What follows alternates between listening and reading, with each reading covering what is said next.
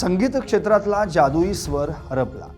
भारतीय संगीत सृष्टीचा एक सुवर्ण काळ, ज्या आवाजानं 7 दशकं जगावर राज्य केलं. गेली 7 दशकं आपल्या गाण्यानं संगीत क्षेत्राला वेगळ्या उंचीवर नेऊन ठेवणाऱ्या ज्येष्ठ गायिका आशा भोसले यांनी जगाचा निरोप घेतला.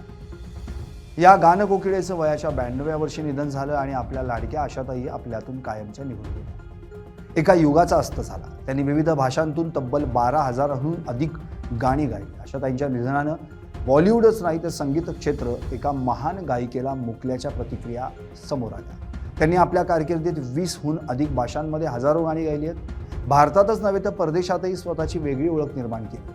पिया तू अब तो आजा, दम मारो दम, चुरा लिया है तुमने, ये मेरा दिल यांसारखी गाणी आजही रसिकांच्या ओठांवर आहेत. विशेषतः आर डी बर्मन यांच्यासोबतची त्यांची जोडी भारतीय चित्रपट संगीताच्या इतिहासातली सर्वात यशस्वी जोड्यांपैकी एक ठरली. त्यांनी 1950 ते 1970च्या दशकात बॉलिवूडच्या पाश्चात्य संगीत क्षेत्रातही आपला आवाज दिला.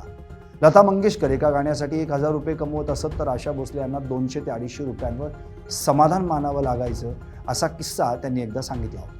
आशा भोसले हे गाण्यांना आवाज देण्यासाठी आपल्या मोठ्या बहिणीच्या मानधनाच्या 20% शुल्क आकारायच्या. असं असूनही त्या देशातील 5व्या सर्वात श्रीमंत महिला गायिका बनल्या. त्या केवळ एक गायिकाच नव्हत्या तर एक उत्कृष्ट व्यावसायिकही होत्या. मोठे व्यावसायिक साम्राज्यही त्यांनी उभं केलं. आशाताईंनी आपल्या आयुष्यातील कमाई अतिशय समंजसपणे गुंतवली. त्यांच्या संपत्तीचा सर्वात मोठा स्रोत म्हणजे रॉयल्टी.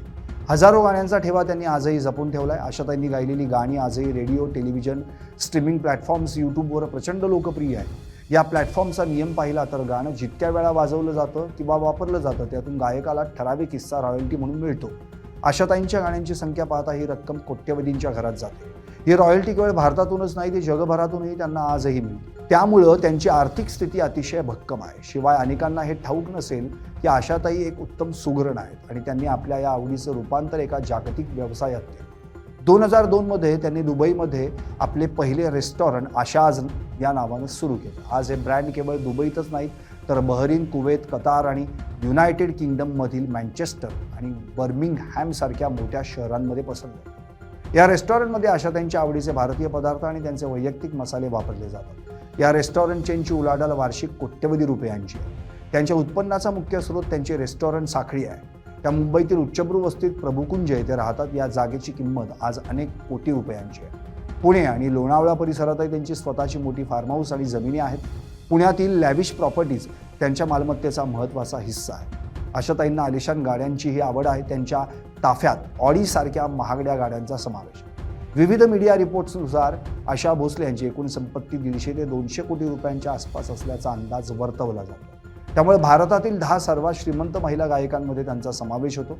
आशाताईंचं कुटुंब, त्यांची मुलं आणि नातवंड या संपत्तीचे वारसदार आहेत. त्यांची नात जनाई भोसले ही देखील आता संगीत आणि कला क्षेत्रात सक्रिय होती. व्यवसायाची धुरा त्यांचे चिरंजीव आनंद भोसले प्रामुख्यानं सांभाळत आहेत. आशा भोसले यांची खरी संपत्ती ही केवळ पैसा किंवा मालमत्ता नाही तर त्यांनी कमावलेली कोट्यवधी रसिक मनं आहेत. ज्या आवाजानं विरहाच्या वेदना सुसह्य केल्या आणि आनंदाच्या क्षणी थिरकायला लावलं, तो आवाज भारताचा अमूल्य ठेवा आहे. Bureau report, LS Marathi.